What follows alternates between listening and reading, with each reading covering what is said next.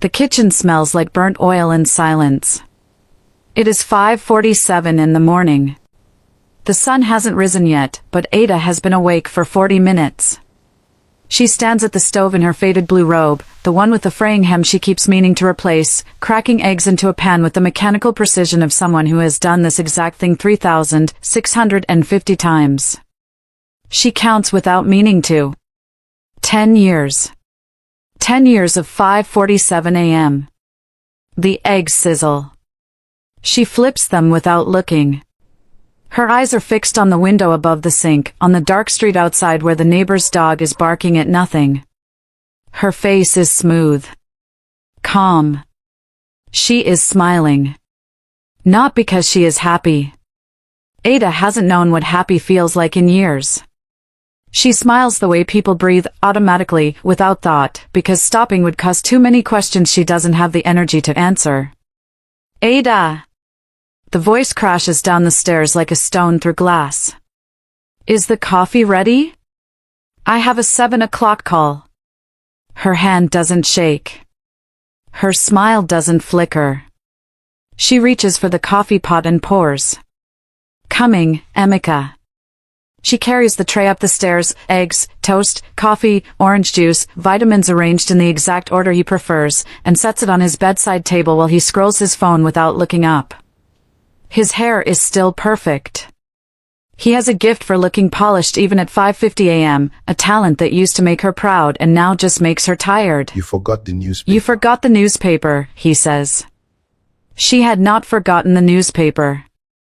She had deliberately left it downstairs so she'd have a reason to leave the room. I'll get it, she says. She is smiling. Downstairs, she stands alone in the kitchen. She looks at the second mug, her mug, sitting empty beside the coffee pot. She had poured his first. She always pours his first. There was a time, years ago, when he used to bring her coffee in bed on Sunday mornings. He'd slide under the covers beside her and they'd drink together, listening to the rain. She cannot remember when that stopped. She pours her coffee, she sits down. She pours her She coffee. has exactly 6 minutes before the children She sits down. wake up. She has exactly 6 minutes before the children wake up. She pulls out a small notebook, spiral-bound, pink, the kind sold in packs of 3 at the pharmacy, and opens it to a page dense with her handwriting. Numbers. Lists. A column labeled monthly expenses, another labeled his salary, a third, much smaller, labeled mine. She runs her finger down the column. She stops at the bottom. 0. Ada Okonkwo has not had her own money in 4 years. She closes the notebook. She finishes her coffee. She smiles. The morning unfolds with the choreography of a woman who has optimized her own invisibility. She wakes the children, Temi, 8, and little Kosi, 5, braids Temi's hair in 14 minutes, she's counted, makes Kosi's school lunch with the crusts cut off because Kosi won't eat them and Emeka says she's spoiling him, but he is 5 years old and Ada will cut the crusts off until he asks her to stop. She irons Emeka's second shirt because his first one has a faint mark she sees and he will not see until he's at the office, and then he will call her, voice cold, to ask her why she let him leave the house looking like that. She drops the children at school. She comes home. She cleans. The house is already clean. It's always clean. Ada cleans the way she smiles, constantly, reflexively, because the alternative is chaos, and if there's chaos, it's her fault. She scrubs the already clean kitchen floor on her hands and knees while the morning news murmurs from the television in the sitting room. She does not watch the news.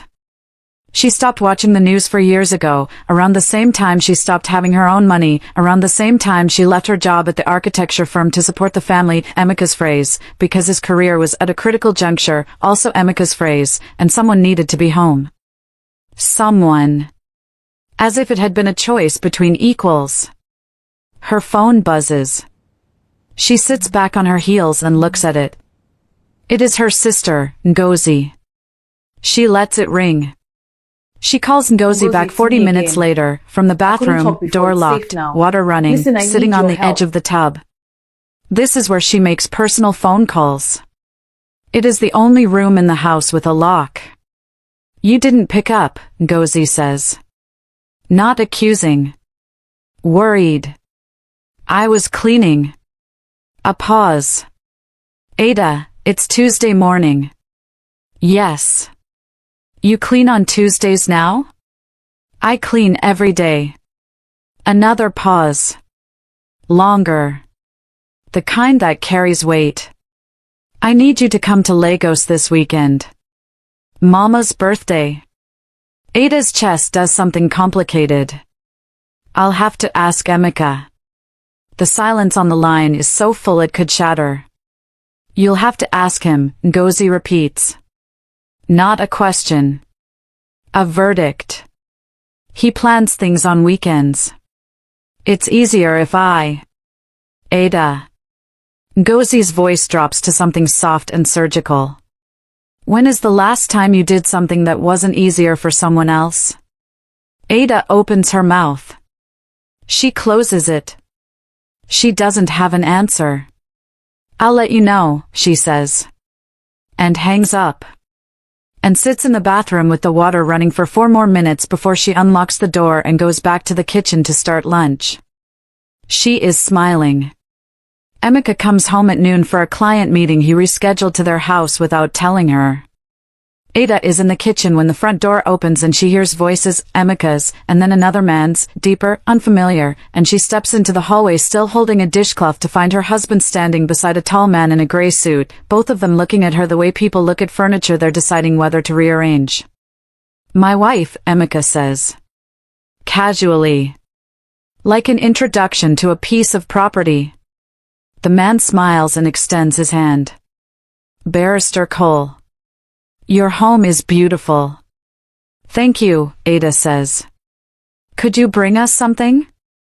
Tea, maybe? She looks at Emeka. His expression is pleasant, expectant, and utterly indifferent, the look of a man who has never once considered that she might be busy, because whatever she is doing cannot be as important as what he needs. She brings tea. She sits in the kitchen while they talk in the sitting room. She can hear their voices, business, numbers, a deal being structured, Emeka laughing at something the barrister says, and she sits very still with her hands flat on the table. Something is shifting in her chest. It is not anger exactly. It is older than anger.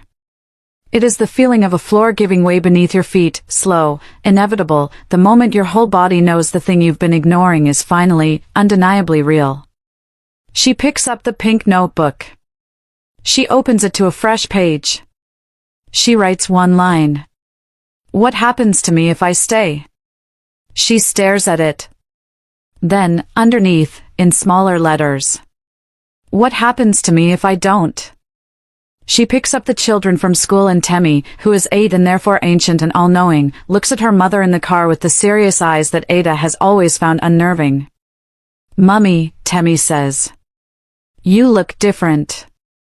I'm the same as always, Ada says. No. Temi shakes her head with the certainty of someone who has studied her mother the way you study weather. Something's different. Ada glances at her daughter in the rearview mirror. Temi's face is open, curious, a little worried. Kosi is asleep against the window, his mouth slightly open, one shoe untied. I'm fine, baby, Ada says. You always say that. Because it's always true. Is it? Ada pulls up to their gate. She parks. She sits for a moment with her hands on the wheel. Temi, she says carefully. Do you think I smile a lot? Temi considers this with the gravity of a Supreme Court judge. Yes, she says finally. Does that mean I'm happy? A long pause. Temi looks at her mother with those old, careful eyes. I don't know, Mummy, she says. Are you? Ada makes dinner. Jollof rice, fried plantain, chicken, his favorites, always his favorites, and sets the table the way he likes it, with the placemats arranged precisely and the napkins folded into triangles. She calls her sister back. I want to come to Lagos, she says. No preamble. Ngozi is quiet for a moment. What happened? Nothing happened. I want to come. Ada. I need, her voice catches. She presses the heel of her hand to her eye. The kitchen blurs. Ngozi. I need to come. Then come, her sister says, fierce and immediate. Come. I'll sort everything. He'll ask why. Tell him you're going for Mama's birthday. He'll say it's not a good time. Ada. Ngozi's voice goes very quiet. Very still. It is never going to be a good time. There is never going to be a perfect moment where he sets you free and says, go, live your life, you have to take it. Ada stands very still in her clean kitchen with her perfectly folded napkins and her perfectly cooked dinner and her perfectly arranged smile. And something inside her, something she has been quietly drowning for 10 years, breaks the surface and gasps for air. He comes home at 6:15, drops his keys on the hallway table with the particular clatter that means the day has been good, loosens his tie, and walks into the kitchen. Ada is sitting at the table. Not cooking. Not cleaning. Not arranging anything. Just sitting. He stops. Food not ready? He checks his watch. It's past 6. It's on the stove, she says. Keeping warm. He relaxes slightly. Opens the pot, inhales, nods with the quiet satisfaction of a man whose expectations have been met. He dishes himself a plate without asking if she's eaten. He sits. He eats. He scrolls his phone. Then he says, casually, without looking up, my mother is coming next week. She'll stay in the guest room. Make sure it's ready. Ada looks at him. Her dietary thing is still the same, no red meat, and she doesn't like the way you did the stew last time, too much tomato. Ask her specifically what she wants. Ada says, I'm going to Lagos this weekend. He looks up. The silence is sudden and total. For Mama's birthday, she says. Her voice is level. Smooth. I'll take the children. His expression shifts through several things in quick succession: surprise, irritation, calculation. This weekend? I have the barrister Cole thing Saturday morning, I need you. You have a housekeeper's number, Ada says. She can come for the day. That's not, he sets down his fork. His voice takes on the patient, slightly condescending tone she has heard 10,000 times, the one that means let me explain this to you slowly, Ada, this is bad timing. I told you the Cole deal is sensitive right now. I need the house to be. The house will be fine, she says. He stares at her. Something in her face, the steadiness of it, the absence of the apology he's waiting for, stops him. When did you decide this? He asks. Today, she says. You didn't ask me. No, she agrees. I didn't. The word lands between them like a stone dropped into still water. They both watch the ripples. If you've ever watched a woman hold herself together with nothing but habit and love, hit subscribe right now. What happens next in Ada's story will tear your heart open. Don't you dare leave. He pushes back from the table. He is not a violent man, Ada has always told herself this, has held it like a shield. He is not violent, he is just difficult, just demanding, just particular. These are the words she has used for 10 years, the careful, bloodless words that kept the truth at a safe distance. I don't understand you sometimes, he says, standing, pacing the kitchen. I give you everything. This house. This life. The children go to good schools. You want for nothing. I want for my own money, she says quietly. He stops. I want to be able to buy my sister a birthday gift without asking you for the funds. I want to go to Lagos without scheduling it around your convenience. I want, her voice doesn't break. She won't let it break. I want to know that my life is mine, Emeka. Not yours. Mine. Your life is our life. No. She stands. She is shorter than him by 5 inches. She has never felt smaller. She also, for the first time in a very long time, does not feel small. Our life is your life, and I live in it by permission. That is not the same thing. His jaw tightens. So all of this, everything I've done, you're saying it means nothing? I'm saying I've done things too. Every day. For 10 years. And you've never once asked me what I want. You never said you wanted anything. Because I learned very early that my wants were inconvenient. The words hit the air and hang there. Emeka stares at her. She stares back. And then, in the way that silences can be more devastating than anything spoken, she turns, picks up her cold cup of tea from the counter, walks past him, and goes upstairs. She does not slam the door. She closes it softly. She does not cry. But she sits on the edge of the bed, in the dark, with her hands clasped in her lap, and she allows herself to feel, fully, for the first time in years, how completely exhausted she is. She finds it by accident. She is changing the bed linens in the guest room, preparing it for his mother, because even in the middle of everything, Ada prepares, Ada maintains, Ada does not let things fall apart, when she moves the chair in the corner to get to the window and hears something fall. It is a phone. A second phone. Small, black, tucked between the chair cushion and the arm. She picks it up. It is not password protected.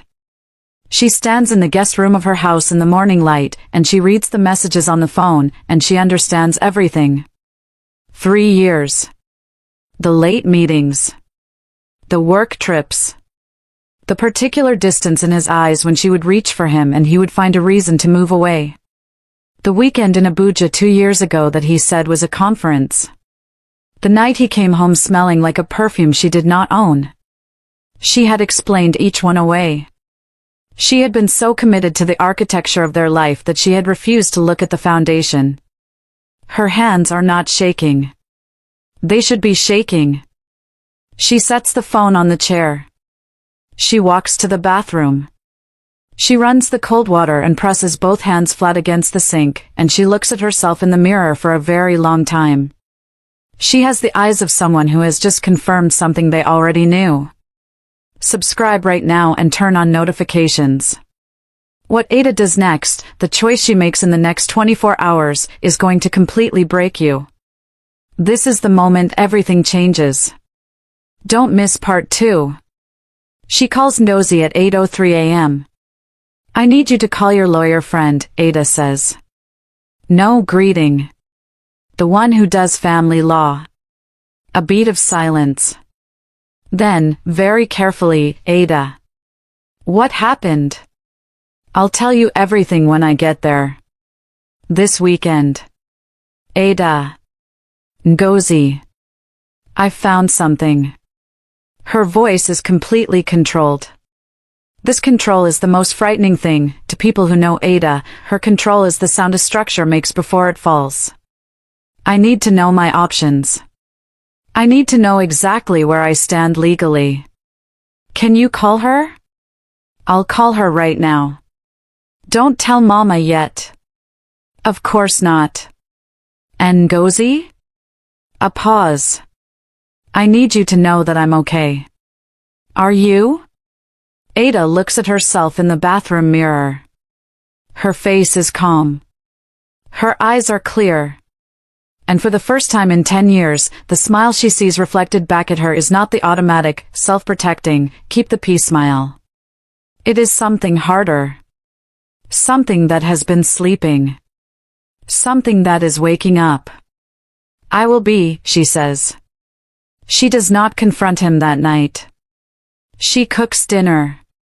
She helps Kosi with his homework. She braids Temi's hair for the next morning. She cleans the kitchen. She says goodnight to both children with the same warmth she has always given them, because whatever is happening between her and Emeka, her children will not feel the temperature drop. She lies beside him in their bed in the dark.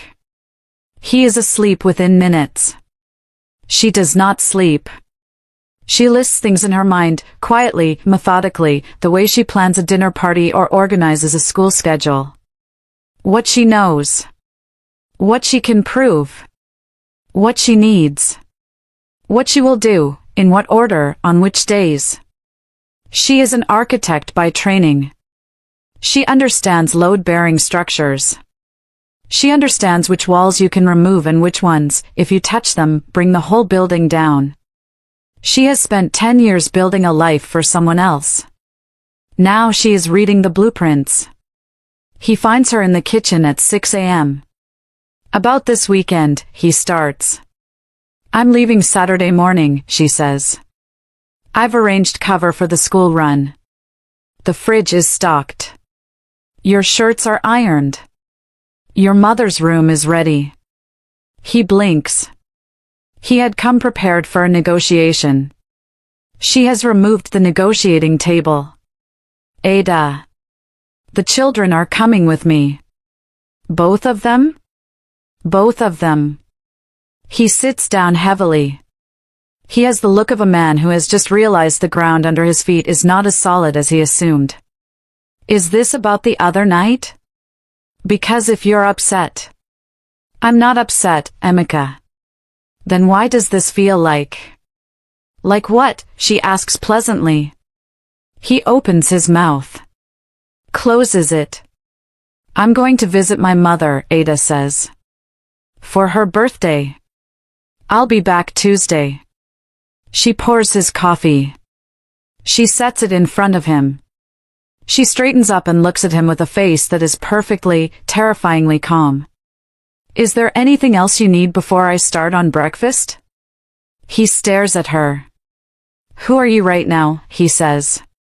Quietly. Almost to himself. I'm Ada, she says. She turns back to the stove. She packs one bag for herself. Practical. Efficient.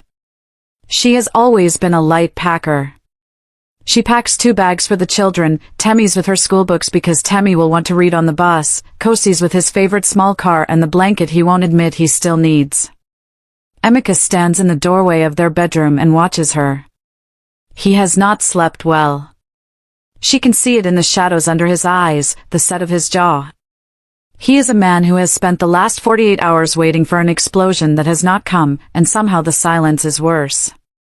Ada, he says. His voice is different. The condescension is gone. Something rawer underneath. Talk to me. She zips the bag.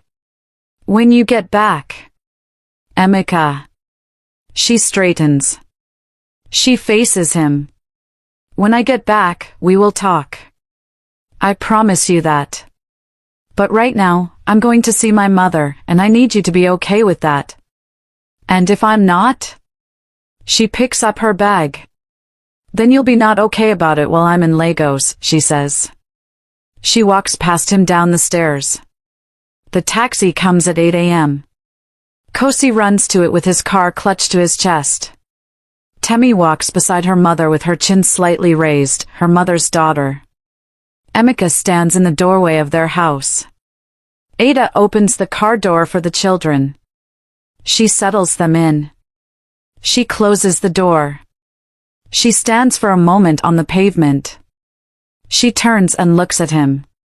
He is standing there, the man she chose at 24, who she has cooked for and cleaned for and smiled for and organized and maintained and loved and lost and mourned and managed for a decade, and he looks, for the first time in years, genuinely uncertain. She does not wave. She gets in the taxi. The door closes. The car pulls away. In the back seat, between her children, Ada Okonkwo lifts her face to the window and watches her streets slide past, her house, her gate, the bougainvillea she planted 5 years ago that has grown enormous and brilliant and completely untended for the last 2 years because she stopped having time for it. It is flowering. She didn't notice it was flowering. She watches it pass. And for the first time in 10 years, the expression on her face is not a smile. It is something much more dangerous. It is clarity. Ngozi meets her at the motor park. She takes one look at Ada's face and pulls her into a hug that lasts longer than a greeting hug. The children scatter toward their grandmother's voice, already calling from the gate. Over Temmie's head, Ngozi looks at Ada with eyes that have known her for 34 years. How bad? Ngozi asks. 3 years, Ada says. Ngozi's hands tighten. Yes. Does he know that you know? No. Ngozi pulls back and holds Ada by the shoulders. Her sister's face, always the louder, faster, more combustible version of Ada's, is doing something complicated. Cycling through fury and grief and love and fury again. Okay, Ngozi says finally. My friend the lawyer is coming tomorrow morning. 9 o'clock. You're going to be okay, Ada. I know, Ada says. Do you want to cry? Ada looks at her. Not yet, she says. Maybe later. Okay. Ngozi squeezes her shoulders. Mama made your soup. And Ada, who has not cried, who will not cry, who is holding herself together with something that is not the old compulsive need to hold things together but something new, something chosen, looks toward her mother's gate, where Kosi is already being lifted and squeezed and exclaimed over, and she feels her chest crack open in a way that is not grief. It is something adjacent to relief. Her name is Saad. She is 40, precise, with reading glasses. She pushes up her nose when she is about to say something important. She listens to Ada for 45 minutes without interrupting. Ada tells her everything, the job she left, the account that was closed, the years without her own money, the messages on the hidden phone. She speaks without drama and without apology, the way a person recounts facts because that is what they are. Saad takes notes. She pushes up her glasses. You have a case, she says. Ada nods. It will not be fast. It will not be without pain. He will hire lawyers. There will be a fight over the house, possibly over the children's custody arrangements. You need to be prepared for it to get very difficult before it gets easier. I'm prepared, Ada says. Saad looks at her carefully. Have you told him you're considering divorce? No. He doesn't suspect? Ada thinks of Emika's face in the doorway. Who are you right now? He suspects something, she says. He doesn't know what. Saad nods slowly. I'm going to advise you to go home Tuesday as planned. Don't change your behavior. Don't move money he doesn't know about yet, we'll do that carefully and legally. Don't tip your hand. She pauses. Can you do that? Go back and act normal? Ada almost laughs. I've been acting normal for 10 years, she says. I can manage a few more weeks. He calls Sunday evening. She is sitting on her mother's porch, watching Kosi chase a lizard across the compound while Temmie reads under the mango tree. The evening air smells like dust and food and her childhood. She picks up. How's Mama? He asks. She's well. And the children? Fine. Happy. A long pause. Traffic sounds from wherever he is. Ada. His voice is strange. Stripped of something. I miss you. She is quiet. I know things have been, he stops. Tries again. I know I'm not always, I know you feel, another stop. He is a man who speaks fluently about everything except the things that matter, and now he is trying to say a thing that matters and he does not have the language for it. Come home Tuesday. I said I would. I know.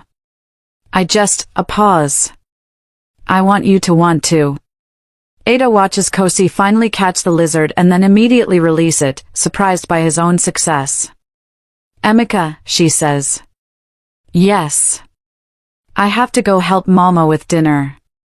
A long silence. Okay, he says. She hangs up. She sits very still on the porch. For the first time, something that might be sadness moves through her, not for the marriage as it has been, but for the marriage it was supposed to be. For the two people in their early 20s who sat in a rented flat with bad plumbing and ate cereal for dinner because they were saving up and they were laughing about it. For the years before the architecture of their life became more important than the people living in it. She lets herself grieve for 2 minutes exactly. Then she gets up and goes to help with dinner. She comes home to a clean house. He cleaned. Emeka, who has not touched a broom in the 7 years they've owned this house, has cleaned it. Not perfectly, she can see the corners he missed, the countertop not quite wiped down, but visibly, effortfully, the way a man cleans when he is trying to say something and doesn't have the words. He is standing in the kitchen when she comes through the door with the children tumbling around her. He looks at her. "I cleaned," he says. "Unnecessarily." "I see that," she says.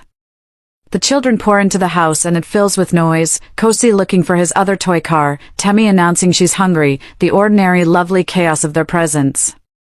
Ada moves through it, settling bags, answering questions, making the house live again. In the kitchen, alone for a moment, Emeka stands close to her. "I want to talk," he says. "Tonight. Properly." She looks at him. "Okay," she says. He swallows. "I think," he stops. Runs a hand over his face. "I think I've been." "Tonight," she says. Not unkindly. "We'll talk tonight." He nods. He moves to take Kosi from the sitting room. She watches him through the kitchen doorway, lifting their son, swinging him up, and Kosi's shrieks of delight filling the air, and she thinks, *, this is the man I chose. This is also the man who, *. She turns back to the counter. She does not know yet how this ends. She knows only how it begins. And it begins with her. The children are in bed. The house is quiet. They sit at the kitchen table, the same table where she sat alone so many mornings, and for a long moment, neither of them speaks. Then Emeka puts his phone on the table. Face down. The second phone is not there. She hasn't asked about it. Not yet. "I've been thinking," he says. "About what?" He looks at her. Really looks, the way he hasn't in years, not at the wife-shaped fixture in his house, but at the woman he married. "About how long it's been since I asked you how you were." And meant it. Ada waits. "I know something has changed," he says. "This weekend, you were different. You are different." He leans forward. "Ada. What do you need from me? What do you actually need?" She looks at him for a long time. She thinks about the pink notebook. The lawyer's careful voice. Ngozi's hands on her shoulders. Temi's ancient, worried eyes. The bougainvillea she stopped tending, growing wild and enormous and brilliant without her. She takes a breath. "I need you to be honest with me," she says. He goes very still. "About everything," she says. The silence between them is absolute. Emeka's jaw works. He looks at the table. He looks at his hands. He looks at the phone lying face down between them. Then he reaches out. His hand rests on top of hers. "Ada," his voice cracks. "Just once. I have to tell you something." And Ada Okonkwo, who has cooked and cleaned and smiled for 10 years, who has held this family together with her bare hands and her silence and her extraordinary, invisible labor, looks at her husband's breaking face and feels the full, unbearable weight of the moment. She does not smile. She waits. And what Emeka confesses next, the full, devastating truth of what he's been hiding, will change everything you think you know about this marriage. * Because Ada's response? It's not what he expects, *. It's not what anyone expects. Part 2, Ada's choice drops, day. Subscribe right now and turn on notifications, because what she decides in the next 24 hours will either save her marriage or end it forever. Comment below, should Ada stay and fight for her family, or leave and fight for herself? Every woman who has ever given everything and been taken for granted knows this moment. This is hers.